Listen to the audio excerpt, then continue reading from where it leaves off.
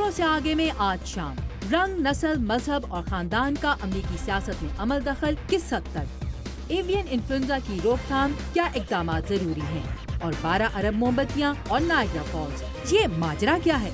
ये है voice of America की पेशकश खबरों से आगे।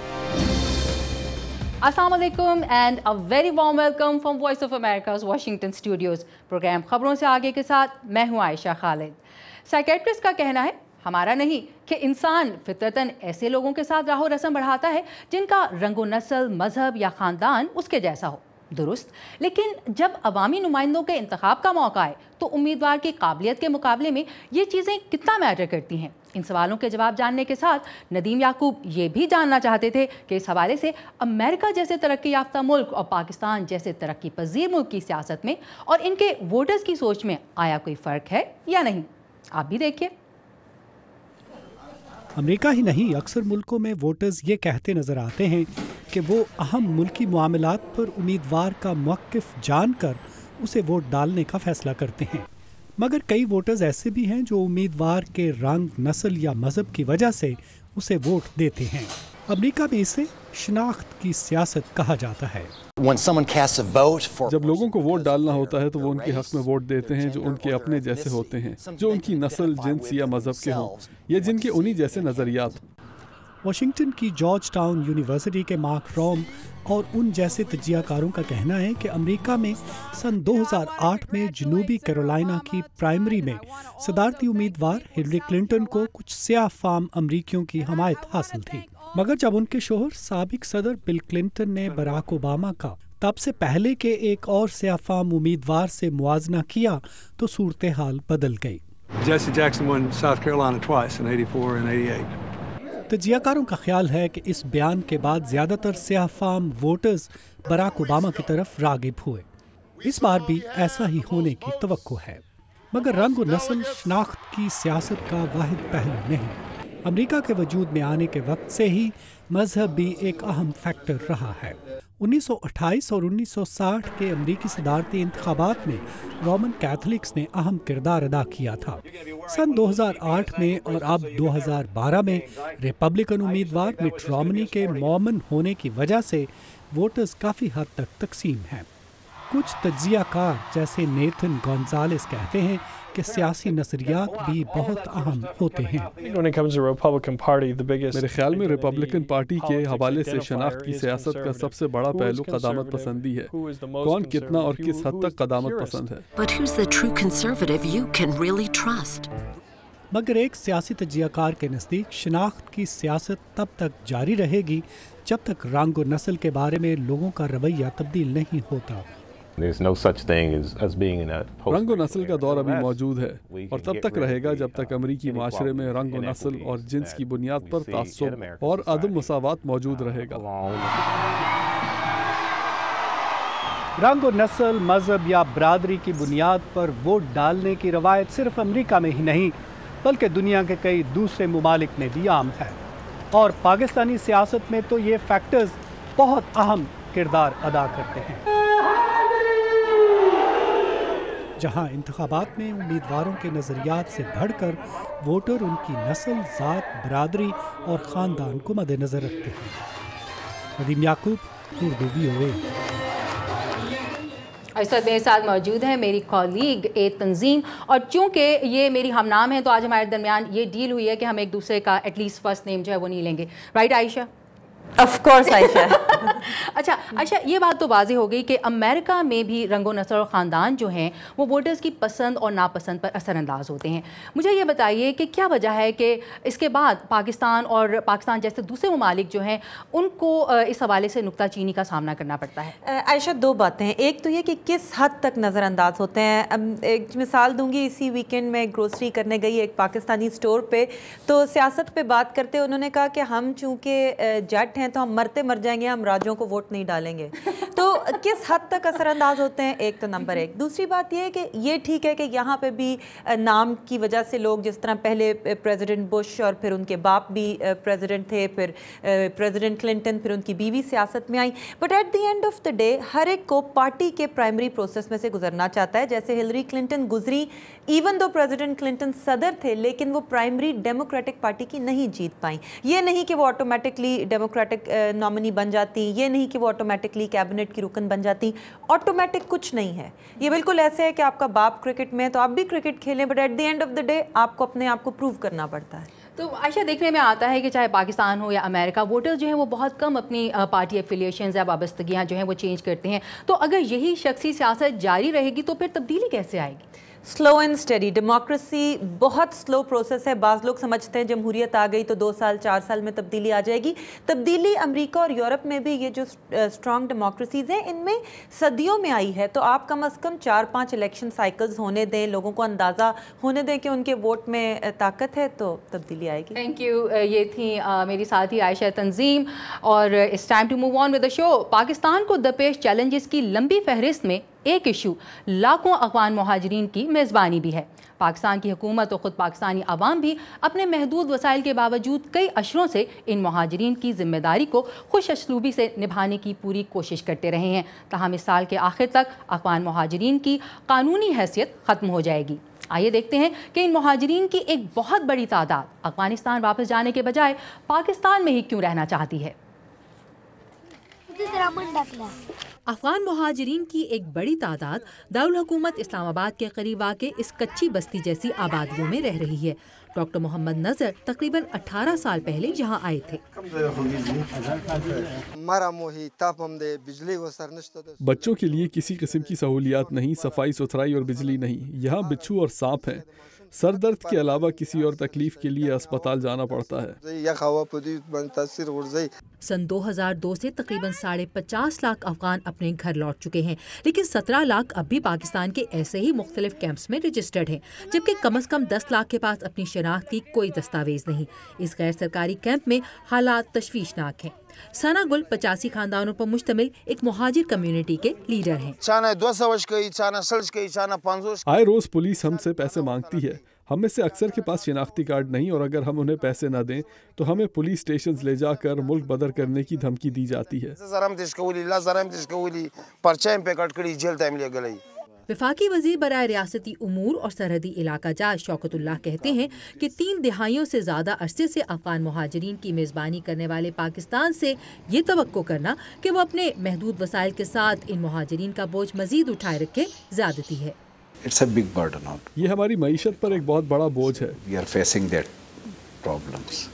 मसाइब से पुर हालात के बावजूद अक़वाम मुत्तहिदा के इदारा बराए मुहाजिरीन की दुनिया असलम खान को कम ही अफगान मुहाजिरीन के वापस जाने की तवक्को है। इनकी एक पूरी नस्ल पाकिस्तान में पली बड़ी है, जिसने पाकिस्तान को ही अपने मुल्क के तौर पर देखा है।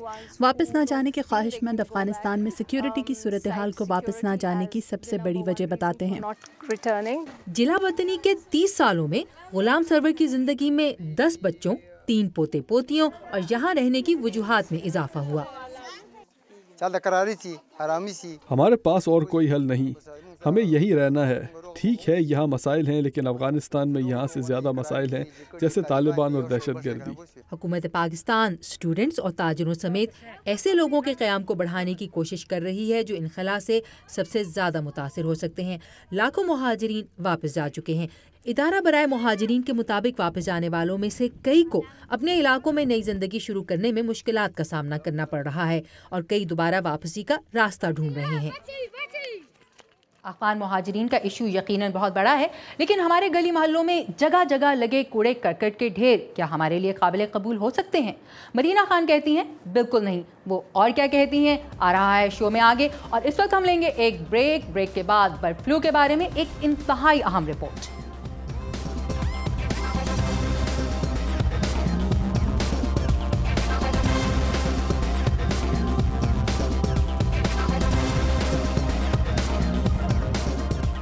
Welcome back. और अब voice of America Urdu service की, बल्कि आप सबकी एक कोशिश, पाकिस्तान को एक ही दिन में कूड़े से निजात दिलाने की।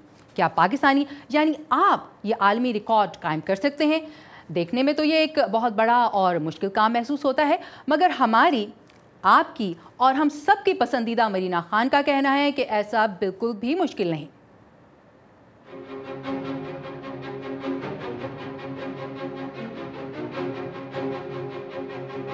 السلام علیکم، مائی نیم از مرینا خان۔ ایک سینگ ہے انگریزی میں، the cleanliness is next to godliness. I think اس اسٹیٹمنٹ کے بعد تو everything else goes out of the window, لیکن اٹس ٹرو، میننگ اگر آپ کا مذہب آپ کو سکھاتا ہے کہ ہم کلینلینس کو، صفائی کو، ہائیجین کو ایک اتنی امپورٹنس دیں، تو ہم کیوں نہیں دیتے؟ اس کے بارے میں ہمیں سوچنا چاہیے۔ اگر ہم اونرشپ لیں as citizens of this country, it's not a very difficult thing, because اس میں پیسہ نہیں لگتا، اس میں تھوڑی سی ایفرٹ ہوتی ہے۔ ایفرٹ کرنا جو ہے نا وہ ہم لوگوں کے لیے آج کل ذرا مشکل ہو گیا ہے، بٹ اگر آپ سیریسلی سوچیں it's not really that difficult. ہم اپنے گھر تو صاف رکھتے ہیں نا، ہم ٹائم نکال کے اپنا گھر صاف کرتے ہیں، اور کیا کہتے ہیں، باہر سے ہم تھوڑی بہت صفائی کرتے ہیں، تو وائی ناٹ 2 ہاؤسز آگے، اور 2 گھر تھوڑا سا اور آگے، اور 2 گھر تھوڑا سا اور آگے، اور ایسے کرتے کرتے ایک گلی کو ہم کیوں نہیں صاف کر سکتے؟ پاکستان کی ورلڈ ریکارڈ اٹیمپٹ میں حصہ لینے کے لیے ہمارے فیس بک پیج پہ لاگ ان کیجیے۔ اس کا ایڈریس ہے www.facebook.com/pakrecord۔ یہ تھی مرینا خان، اور ہم یہ بھی بتاتے چلیں کہ اگر آپ اس عالمی ریکارڈ میں حصہ لینا چاہتے ہیں تو ہمارے اسپانسر WWF سے اس ای میل ایڈریس پر رابطہ کر سکتے ہیں، pak@wwf.org.pk۔ اور آج کی گلوبل ولیج کی شکل اختیار کر چکی اس دنیا میں مسئلہ چاہے یورپ کے زبردست معاشی بحران کا ہو، مشکل ہے کہ ہزاروں میل دور ہمارے خطے تک اس کے اثرات نہ پہنچیں۔ اب آپ کہیں گے کہ پہلے مسائل کیا کم ہے؟ مسائل تو یونانیوں کے بھی کچھ عرصے سے بڑھتے ہی چلے جا رہے ہیں، جہاں روزگار کی کمی نے ان خیراتی اداروں کا کام بڑھا دیا ہے جو ضرورت مند افراد کے لیے سوپ کچنز چلاتے ہیں۔ اب کہا جا رہا ہے کہ حالات بہتر نہ ہوئے تو خدشہ ہے کہ حکومتیں ایسی سہولت بھی مہیا کرنے میں ناکام نہ ہو جائیں۔ وقت ہے دوپہر کے کھانے کا، اور گرم پاستا کے پیالے تیار کیے جا رہے ہیں تقریباً 100 بچوں کے لیے۔ لیکن یہ کوئی اسکول نہیں ہے، یہ خیراتی ادارہ یونان کے شہر ایتھنز کی مقامی انتظامیہ ان لوگوں کے لیے چلا رہی ہے جو اپنے لیے پیٹ بھر کھانا مہیا کرنے کے وسائل بھی نہیں رکھتے۔ پچھلے کچھ عرصے میں یہاں آنے والے بچوں اور بوڑھوں کی تعداد میں اضافہ ہوا ہے۔ ادارے کو رضاکاروں کی ایک ٹیم مقامی حکومت کی مدد سے چلاتی رہی ہے، مگر اب حالات بدل رہے ہیں۔ We are afraid about the future. That is the biggest problem we have. کچھ پتہ نہیں آگے کیا ہونے والا ہے، مستقبل کیسا ہوگا، یہی سب سے بڑا مسئلہ ہے۔ ہم اپنی طرف سے پوری کوشش کر رہے ہیں۔ Do the best. ابھی کچھ دیر پہلے یہ صحن کھانا لینے کے لیے قطار میں لگے ہر عمر کے افراد سے بھرا تھا۔ کھانا لینے آئے زیادہ تر لوگ نہیں چاہتے تھے کہ ان کے خاندان والوں کو ان کی حالت کا علم ہو۔ کرسٹوس اور ماریا نے ہم سے بعد میں بات کی۔ کرسٹوس کہتے ہیں کہ چند سال پہلے تک ان کی زندگی بھی اچھی بھلی تھی۔ والدین کے مرنے کے بعد وہ بھی کار کے حادثے میں زخمی ہوئے، اور درد کم کرنے والی ادویات سے منشیات تک کا سفر ان کی نوکری چھٹنے کا باعث بن گیا۔ I'm 48 years old. میری عمر 48 سال ہے۔ 44 سال کی عمر تک میری حالت ٹھیک تھی، لیکن اب جو حالات ہیں وہ میں نے کبھی نہیں دیکھے۔ This is the most difficult situation. So 20 days now I'm homeless and I'm eating here. 20 دن سے میں بے گھر ہوں، یہاں روز صبح 12 بجے اور شام 5 بجے کھانے آتی ہوں۔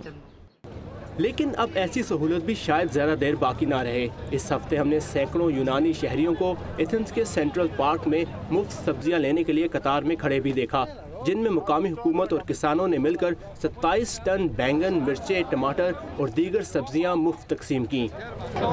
ہم کھانے کی کمی تو دور نہیں کر سکتے، لیکن ہم یہ ضرور دکھا سکتے ہیں کہ ہمیں اپنے لوگوں کا خیال ہے۔ ضرورت مند افراد کی تعداد بڑھ رہی ہے۔ بے روزگاری میں اضافے کے ساتھ ٹیکسوں میں اضافہ لوگوں کے لیے مشکلات کا باعث بھی بن رہا ہے۔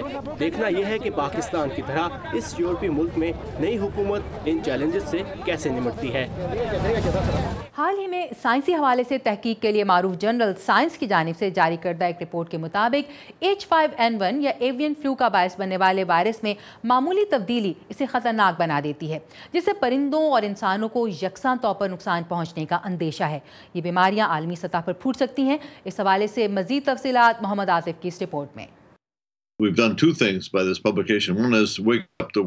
اس جرنل میں یہ رپورٹ شائع کر کے ہم نے 2 کام کیے ہیں. ایک تو دنیا کو اس مسئلے کے خطرات کے بارے میں آگاہ کیا ہے اور دنیا بھر کے سائنسدانوں کو اس حوالے سے چوکنا بھی کیا ہے تاکہ وہ نئی دوائیں بنا سکیں. یہ ڈاکٹر بروس ایلبرٹس ہیں جو سائنسی رسالے سائنس کے ایڈیٹر ان چیف ہیں اور ہم سے اسکائپ کے ذریعے بات کر رہے تھے. وہ کہتے ہیں کہ برڈ فلو وائرس دیگر جانداروں میں آسانی سے پھیل سکتا ہے. ڈاکٹر بروس کے نزدیک یہ ایک اہم دریافت ہے اور دنیا بھر کے سائنسدانوں اور پالیسی سازوں کو اس طرف توجہ دینی چاہیے. اس وائرس سے انڈونیشیا، ویتنام، چین جیسے ممالک خطرے کی زد میں ہیں. اگر ہم نے یہ معلومات صرف امریکہ تک محدود رکھی تو یہ بہت غلط ہوگا. جب بھی ہم تحقیق میں ایسی کوئی اہم بات دریافت کرتے ہیں تو اس بات کا امکان اپنی جگہ موجود رہتا ہے کہ یا تو اس سے فائدہ اٹھایا جائے یا پھر اس تحقیق کے چند خطرات سامنے آئیں. ڈاکٹر اینتھنی فوکی امریکہ میں الرجی اور چھوت کی بیماریوں سے متعلق ایک ادارے کے ڈائریکٹر ہیں. وہ کہتے ہیں کہ یہ تحقیق اس لیے اہم ہے کیونکہ یہ اس وائرس اور اس کے مضر اثرات کے بارے میں تفصیل سے بتاتی ہے کہ کس طرح پرندوں کا یہ وائرس انسان یا کسی دوسرے جاندار کو متاثر کر سکتا ہے. ماہرین کہتے ہیں کہ دنیا بھر کے سائنسدانوں کو ان معلومات تک رسائی ہونی چاہیے تاکہ ان کا حل تلاش کیا جا سکے. ہمیں یہ سوچنے اور تجربہ کرنے کی ضرورت ہے کہ اس وائرس کے کیا نقصانات ہیں. اگر ہم اس وائرس پر تجربے نہیں کریں گے تو یہ دنیا سے ختم نہیں کیا جا سکے گا. یوں تو H5N1 کا وائرس بطخ اور مرغیوں میں زیادہ پایا جاتا ہے اور 2003 سے اس نے اب تک 600 لوگوں کو متاثر کیا ہے، لیکن اس وائرس کی وجہ سے موت کے منہ میں جانے والے لوگوں کی شرح 50% ہے. ماہرین کہتے ہیں کہ اس وائرس کی ساخت کے بارے میں عالمی سطح پر آگہی پھیلانی ضروری ہے. وہ سائنسدان جو اس کا توڑ ڈھونڈ رہے ہیں انہیں اس وائرس کی ساخت اور اس کے جانوروں سے انسانوں اور انسانوں سے انسانوں کو منتقل ہونے کے بارے میں معلومات ہونی چاہیے. محمد عاطف، اردو VOA. H5N1 کے بارے میں رپورٹ پیش کر رہے تھے محمد عاطف. یہاں پر ایک بریک. رات کے اندھیرے میں نائگرا فالز کو جگمگا دینے والی روشنیوں سے ایک ملاقات. بریک کے بعد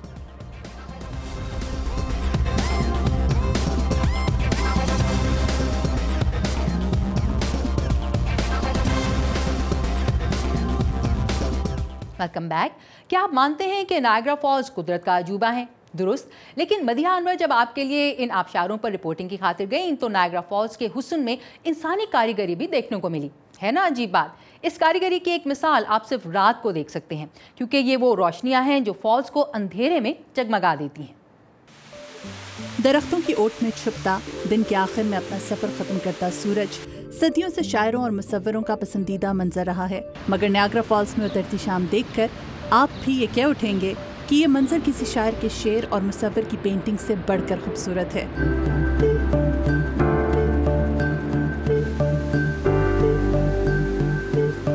اور سوچئے شام کے ان رنگوں میں اگر مصنوعی رنگ بھی شامل ہو جائیں تو کیسا ہو. آج سے 1 صدی پہلے نائگرا فالز پر روشنیاں لگانے والوں نے غالباً یہی سوچا تھا. اسی لیے آج نائگرا فالز کا ایک اہم پہلو سورج کے ڈھل جانے کے بعد یہاں پر روشنیوں کا اہتمام ہے. نائگرا فالز پر روشنیاں بکھیرنے والی اس عمارت کو ایلومینیشن ٹاور کہا جاتا ہے. پیٹر گارڈن یہاں کے لائٹس آپریٹر ہیں اور کہتے ہیں کہ فالز پر روشنیاں بچھانے کا خیال بہت پرانا ہے. 19ویں صدی میں پہلی مرتبہ فالز پر روشنیاں ڈالنے کا اہتمام کیا گیا، لیکن اس وقت روشنی بہت ہلکی تھی.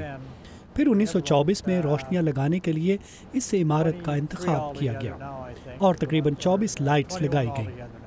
پیٹر نے ہمیں بتایا کہ ایلومینیشن ٹاور پر مختلف ادوار میں مختلف طرح کی روشنیوں کا استعمال کیا جاتا رہا. وہ کہتے ہیں کہ پہلے کی نسبت اب اس ٹاور میں کام کرنا بہت آسان ہے کیونکہ ہر چیز کمپیوٹر سے آپریٹ کی جاتی ہے، جس کے لیے باقاعدہ ایک الگ کمرہ مخصوص ہے. امریکن اور کینیڈین فالز کی روشنیوں کے لیے الگ الگ کمپیوٹر استعمال کیے جاتے ہیں. انہوں نے ہمیں بھی سکھایا کہ کمپیوٹر کی مدد سے فالز پر مختلف رنگ کیسے ڈالے جا سکتے ہیں. ایلومینیشن ٹاور کے لائٹ آپریٹر پیٹر نے مجھے بھی سکھایا کہ فالز کے اوپر مختلف کلرز کس طرح سے ڈالے جا سکتے ہیں.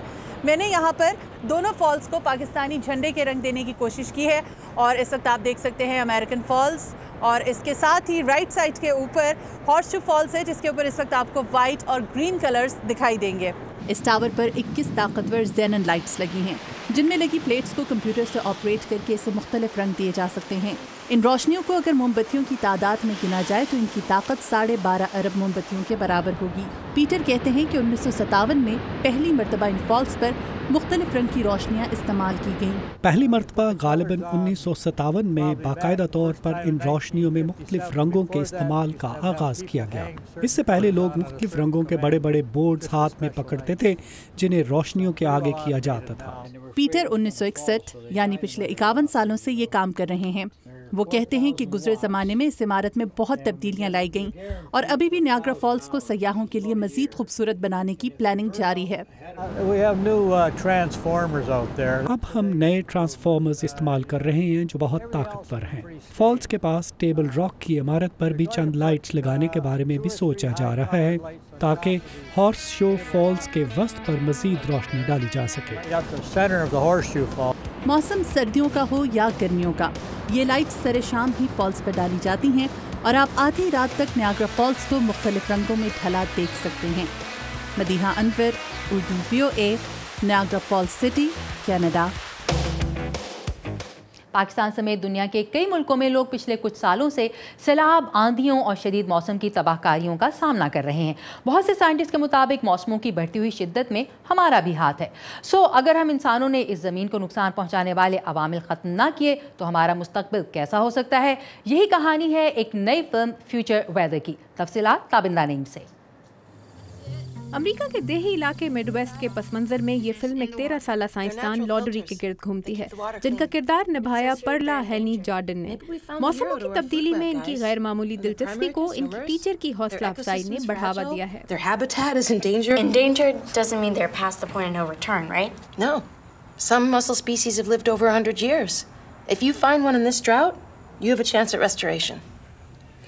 माँ के छोड़कर जाने के बाद लॉडरी अकेला रहने की कोशिश करती है, लेकिन उसे पौधों की हयात पर अपने तजुर्बात अधूरे छोड़कर अपनी दादी के साथ रहने पर मजबूर कर दिया जाता है। What is it? You don't like me? I like you. Then what is so bad about coming to live with me? I can't leave my research. Lottery, you are not a scientist. You are a miner without a mother. New Yorker magazine में global warming पर छपने वाली एक story से मुतासिर होकर film का script लिखा है डायरेक्टर जेनी डेलर ने। There was a really intuitive connection between this issue and इस मसले और उस बच्ची के तन्हा रह जाने वाली सूरत हाल में कुछ ताल्लुक था। उसकी दुनिया बिखर गई थी, जैसे कोई ज़लज़ला या कुदरती आफत आपकी दुनिया हिला कर रखी। disaster. What do you think the future is going to look like? Tropical paradise? Think it's going to be nice and warm? Hell, there's not going to be any food. Welcome to my future. लॉडरी की दादी के किरदार में Amy मैडिगन का role film का सबसे colourful character करार दिया जा रहा है। Who makes her own money, has to take care of a lot of people. जो खुद कमाती है, बहुत से लोगों का ख्याल रखती है, जिंदगी का लुत्फ उठाती है और इसमें एक खास किस्म की हिस्से मजा है। वो कोई जज्बाती इंसान नहीं, हर चीज को बहुत वाज़े अंदाज से देखती है। Can't promise though, can you? No, Ray, I can't. Because there are all sorts of things in this world that are beyond my control. ये फिल्म 6 साल के अरसे में साइंसी और तफरीही मौज़ूआत की ग्रांट से तैयार की गई, लेकिन डायरेक्टर और राइटर जेनी डेलर कहती हैं कि इन्हें इंसानी कहानियों, खुसूसन औरतों की कहानियों में बहुत दिलचस्पी है। इन्हें लगता है कि ख़वातीन को ख़वातीन की कहानियाँ फिल्म स्क्रीन पर देखना हमेशा अच्छा लगता है। When you find something that has all these really great, तो जब आपको कोई ऐसी चीज लिखी हुई मिले जिसमें ख़वातीन के लिए इतने अच्छे किरदार हों, तो आपकी ख्वाहिश होती है कि आप इसे ठीक से निभाएं। it's really exciting. Future weather नामी ये फिल्म इन दिनों मैसाचुसेट्स के एक फिल्म फेस्टिवल में दिखाई जा रही है। Oh, hi. I didn't see you sitting there. America और पाकिस्तान दोनों ही जगहों पर आजकल स्कूल और कॉलेज की गर्मियों की छुट्टियों का टाइम है। अगर लोड शेडिंग इजाज़त दे तो आई विल स्ट्रांगली रेकमेंड कि आप ये मूवी ज़रूर देखें। शो का वक्त हो रहा है ख़त्म। आप हमसे रब्ता रख सकते हैं हमारे फेसबुक पेज पर, यूज़र नेम है VOA उर्दू पर, और आप जब भी हासिल करना चाहें लेटेस्ट न्यूज़ तो लॉग ऑन कीजिए urduvoa.com पर, जहाँ सिर्फ न्यूज़ ही नहीं, साइंस, कल्चर, एंटरटेनमेंट और दूसरे बहुत से शोबों के बारे में आपके लिए बहुत सी मालूमात मौजूद हैं। अल्लाह हाफिज़।